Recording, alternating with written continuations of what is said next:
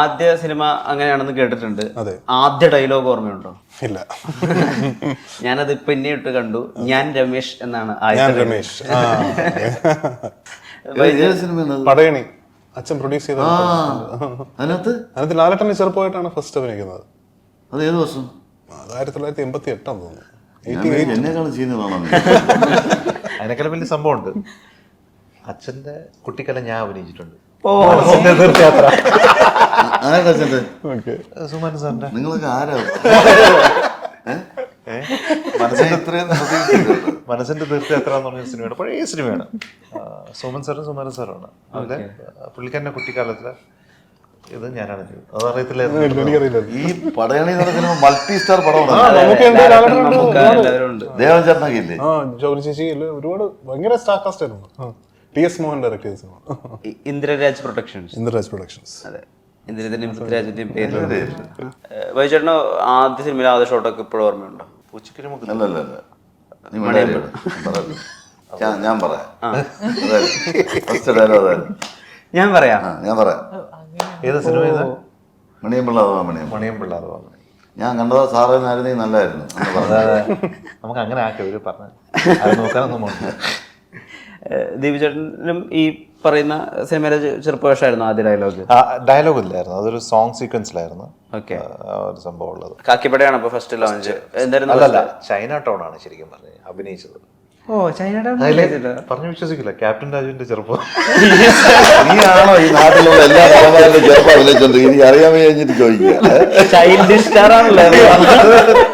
അപ്പം ഒരു ആഡ് ഷൂട്ടിങ്ങിന് ഹൈദരാബാദ് പോയപ്പോഴത്തേക്ക് ഈ ക്യാപ്റ്റൻ രാജു സാറിന്റെ ചെറുപ്പം അതേപോലെ കിട്ടുന്നില്ല ആരും എന്ന് പറയുമ്പോൾ റാഫി ചേട്ടൻ എൻ്റെ അടുത്ത് ശരിയാ, ഇനി ഏതെങ്കിലും ഒരു പടത്തിൽ എന്റെ ചെറുപ്പം ആണല്ലേ.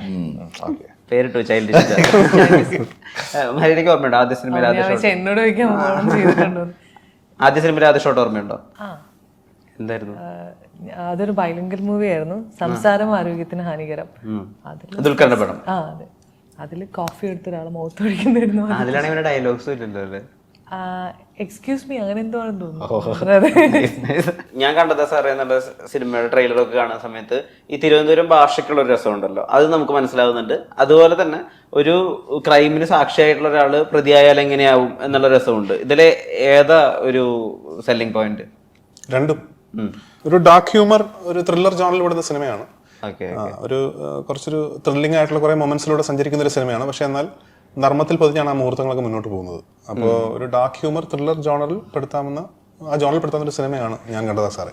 അങ്ങനെയുള്ള സിനിമകൾ നമുക്കറിയാമല്ലോ. ഇപ്പം ഡെല്ലി വെല്ലി ഇപ്പൊ മലയാളത്തിൽ തന്നെ ഈ അടുത്ത കാലത്ത് വളരെ സീരിയസ് ആയിട്ടുള്ള കഥയാണെങ്കിലും അത് പറഞ്ഞു പോകുന്ന വളരെ ഹ്യൂമറസ് ആയിട്ടാണ് എന്ന് പറയുന്ന പോലത്തെ ഒരു ജോണറാണ് ഞാൻ കണ്ടതാ സാർ. സാക്ഷിയല്ലേ പല കാര്യങ്ങൾക്ക്. അതിലും അതിലും പലതും കണ്ടതായിരുന്നു. സോ അതിന്റെ ഒരു യുണീക്നെസ് ഉണ്ടായിരുന്നു അതിന്റെ സ്ക്രിപ്റ്റിൽ. അത് കേട്ടപ്പോൾ ഇൻട്രസ്റ്റിംഗ് ആയിട്ട് തോന്നി, ഒരു ഡിഫറെന്റ് അറ്റംപ്റ്റ് ആയിട്ട് തോന്നി. അങ്ങനെയാണ് ഈ സിനിമ കമ്മിറ്റ് ചെയ്യുന്നത്. തിരുവനന്തപുരം ഭാഷ എടുത്തിട്ട് പ്രയോഗിക്കുന്നതിന്റെ ഒരു സുഖം അങ്ങനെയൊന്നും ഉണ്ടായിരുന്നില്ല. അങ്ങനെ ഒരു ഭയങ്കര കൊളോക്കിയൽ ഒരു സ്ലാങ് ഉപയോഗിച്ചിട്ടില്ല. കാഷ്വൽ ആയിട്ടുള്ള ഒരു സ്ലാങ്ങേ ഉള്ളൂ. കുറച്ചൊരു അവിടെ ഇവിടെ ഒക്കെ വരുന്നുണ്ട്. മലയാളികൾക്ക് എല്ലാം മനസ്സിലാവുന്ന ഭാഷയാണ് പറഞ്ഞിട്ടുള്ളത്. തിരുവനന്തപുരം ഭാഷ അങ്ങനെ വേറൊരു എന്താ പറയാ വെറുക്കപ്പെട്ട ഒരു ഭാഷയായിട്ട് അങ്ങനെയല്ല. പിന്നെ ഒരുപാട് വർഷം ജീവിക്കുമ്പോൾ ഓട്ടോമാറ്റിക്കലി നമുക്കൊരു ചെറിയൊരു സാധനം വരും, നമ്മൾ ഫ്രണ്ട്സ് ആയിട്ടൊക്കെ സംസാരിക്കുമ്പോൾ പ്രത്യേകിച്ച്. പക്ഷേ ഈ ആ സിറ്റിക്ക് അകത്തൊരു സ്ലാങ്ങും അതുപോലെ ഈ തീരദേശങ്ങളിലൊക്കെ ഒരുപാട് അങ്ങനത്തെ സ്ലാങ് സംസാരിക്കുന്നത് ഭയങ്കര ഡിഫറെന്റ് ആണ് ഓരോ സ്ഥലത്തും. നീ പറഞ്ഞ വെഞ്ഞാറമ്മൂട്, വർക്കല, അല്ലെങ്കിൽ വെവ്വേറെ സംസാര രീതിയാണ്. അത് എല്ലാം തലയിലായി. പക്ഷെ ഈ സിനിമയിൽ ഇപ്പൊ ഞാൻ പറയണേ, എനിക്ക് ബൈചേട്ടനെയും ഇന്ദ്രനെയൊക്കെ നേരത്തെ അറിയാന്നുള്ളത് നമ്മള് നോർമലി സംസാരിക്കുന്ന രീതിയിൽ മാത്രമേ സംസാരിച്ചിട്ടുള്ളൂ. നമ്മൾ നോർമൽ കോൺവെർസേഷൻസിൽ സ്ലാങ് ഇല്ലെങ്കിലും ഫ്രണ്ട്സ് തമ്മിൽ സംസാരിക്കുമ്പോൾ അങ്ങനെയുള്ള കൊണോട്ടേഷൻസ് ഉണ്ടാവാറുണ്ട്. അതുണ്ട് സിനിമയിൽ. നിങ്ങൾക്ക് രണ്ടുപേർക്കും ഒരു ഐക്കോണിക് സീൻ ഉണ്ട് മലയാളത്തില്, അമർ അക്ബർ ആന്റണിയുടെ കടുവായ പിടിക്കുന്ന. ഇപ്പോഴും എനിക്ക് തോന്നുന്നു 2012 ശേഷം ഏതെങ്കിലും ഒരു പടത്തിന്റെ കോമഡി സീൻ ഈ പോപ്പുലർ ആയിട്ടുള്ള 80s 90s കോമഡി സിനിമകളുടെ സീനുകളുടെ കൂടെ വരുന്നുണ്ടെങ്കിൽ അത് അമർ അക്ബർ ആന്റണി ഈ സീനാ, കടുവ പിടിക്കുന്ന സീനാ. എന്തൊക്കെയായിരുന്നു ആ സീൻ എടുക്കുമ്പോഴുള്ള ഓർമ്മകള്? എനിക്കത് ഭയങ്കര ന്യൂ ആണ്, പുതിയൊരു എക്സ്പീരിയൻസാണ്. ബിക്കോസ് അത് വലിയ ഒരു കുറേ ആർട്ടിസ്റ്റുകളുള്ള പടമല്ലേ. അപ്പം ഞാനതിൽ ആ സമയത്ത് മോഡലിംഗ് ചെയ്യാണ്, വലിയ പടങ്ങളൊന്നും ചെയ്തിട്ടില്ല. അപ്പൊ എനിക്ക് ഇവരെ കാണുമ്പോൾ ഭയങ്കര എക്സൈറ്റ്മെന്റ് ആയിരുന്നു. പിന്നെ അതും കോമ്പിനേഷൻ സീൻ എന്ന് പറയുമ്പോൾ ലൈക്ക് അത്യാവശ്യം ഒരു മേജർ സീനല്ലേ, കോമഡി സീനും കൂടെയാണ്. അപ്പോൾ നല്ലൊരു എക്സ്പീരിയൻസ് ആയിരുന്നു. പിന്നെ ഇവരൊക്കെ നേരിട്ട് അന്നാണ് എനിക്ക് കാണാൻ പറ്റിയത്. അപ്പോൾ അതിന്റെ ഒരു എക്സൈറ്റ്മെന്റിലാണ് ഞാൻ ഇരുന്നത്. വളരെ സ്മൂത്ത് ആയിട്ട് ചെയ്യാൻ പറ്റി. ഇത്രയും നന്നായി പാടുന്ന ഇതിനെ കൊണ്ട് പാടിപ്പിച്ചതല്ലേ കോമഡി. നല്ലൊരു ആർട്ടിസ്റ്റ് ആണെന്ന് മനസ്സിലായി. പക്ഷെ അന്ന് ആ സീൻ എടുക്കുമ്പോൾ എനിക്ക് അത് എങ്ങനെയാണ് കമ്പോസ് ചെയ്യുന്നത്, അത് എവിടെയാ വരുന്നതെന്നൊന്നും അറിയില്ല. പക്ഷെ അതിന്റെ ആദ്യം ആ പാട്ടായിരുന്നില്ല, വേറൊരു സോങ് ആയിരുന്നു. പക്ഷെ അല്ല, ആദ്യം ശരിക്കും മൂത്തപ്പം വേണോ പെണ്ണെ ബോണ്ട വേണോ, അത് അങ്ങനെ ആ സോങ് ആയിരുന്നു. പിന്നീട് ഡിസ്കസ് ചെയ്തപ്പോൾ അത് വേറൊരു സിനിമയിൽ വന്നു. ആ സമയത്ത് അങ്ങനെയാണ് കിടുവ പിടിക്കുന്നത് ആകുന്നത്. Okay okay okay. ബൈച്ചേട്ടാ കുറച്ചുകൂടി ഫാഷനബിൾ ഒക്കെ ആയിട്ടുള്ള വസ്ത്രങ്ങളൊക്കെയാണ് ഇതിൽ കണ്ട ക്യാരക്ടറിന്. ആള് ഒരു സ്പോർട്സ് ഫാനാണോ, ഫുട്ബോൾ ഫാനാണോ? അല്ല, എന്റെ കാര്യമല്ല, മരിച്ചോട്ടെ കാര്യം. അതിന് വേറൊരു സംഭവം ഉണ്ട്, ഞാൻ ഇത് കഴിഞ്ഞിട്ട് പറയും. അതൊരു ഡിഫറെന്റ് ലുക്ക് പിടിച്ചെന്നുള്ളതാണ്. ഒരു തീരദേശത്ത് ഉള്ള ഒരാളാണ് ഈ പാട്രിക് എന്ന് പറയുന്ന ഈ ജോക്കുട്ടന്റെ എല്ലാമായിട്ടുള്ള ഒരാളാണ്, ഫ്രണ്ടും ബ്രദറും ഒക്കെ ആയിട്ടുള്ള ഒരാളാണ്. അപ്പോൾ ജോക്കുട്ടന്റെ പ്രശ്നങ്ങളൊക്കെ ഏറെക്കുറെയൊക്കെ പരിഹരിക്കാൻ കൂടെ നിൽക്കുന്നത് പാട്രിക്കാണ്. പിന്നെ ഫിഷിങ്ങിനൊക്കെ പോകുന്ന ആളാണ് പുള്ളി. അപ്പോൾ അങ്ങനെയുള്ളൊരു ആ ഭാഗത്തുള്ള ഒരാളുടെ ഒരു സ്റ്റൈൽ പിടിച്ചെന്നുള്ളേ ഉള്ളൂ ഇതിനകത്ത്. ചേഞ്ച് ഇല്ലേ? അതെ, നല്ല ചേഞ്ച് ഉണ്ട്.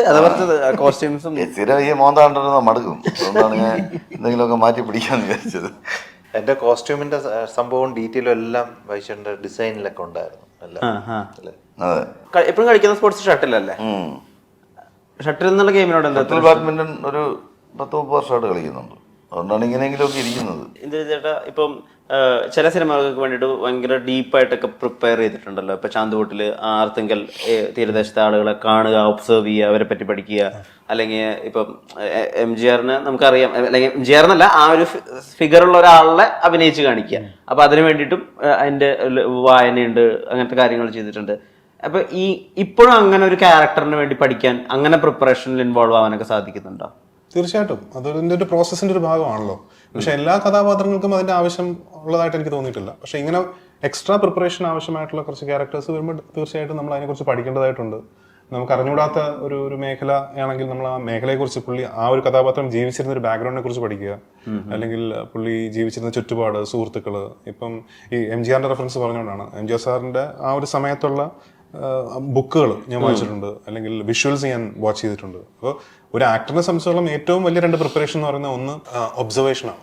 ഈ പറഞ്ഞ പോലെ ഒബ്സർവേഷനും പിന്നെ communication with the writer and the director. ഇത് രണ്ടും ഉണ്ടെങ്കിൽ നമുക്ക് half the job is done. പിന്നെ ബാക്കിയൊക്കെ നമ്മൾ സ്പോണ്ടേനിയസ് ആയിട്ട് ചെയ്യുന്ന കാര്യങ്ങളാണ്. നമുക്ക് ഞാൻ എപ്പോഴും പ്രിപ്പയർ ചെയ്യുന്നത് സ്പോട്ടിൽ പോയി നിൽക്കുന്നതിന് മുമ്പാണ്.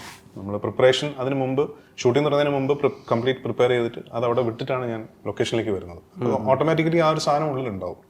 ആ ഒരു പ്രിപ്പറേഷൻ, ബേസിക് പ്രിപ്പറേഷൻ എല്ലാ കഥാപാത്രങ്ങളും ചെയ്യാറുണ്ട്. പക്ഷേ നമുക്ക് അപരിചിതമായ ഒരു ബാക്ക്ഡ്രോപ്പിൽ നിൽക്കുന്ന, നമുക്ക് പരിചിതമല്ലാത്തൊരു കഥാപാത്രത്തെയാണ് നമ്മൾ അവതരിപ്പിക്കുന്നതെങ്കിൽ അതിൻ്റെതായ കുറച്ച് എക്സ്ട്രാ പ്രിപ്പറേഷൻസും ചെയ്യാറുണ്ട്.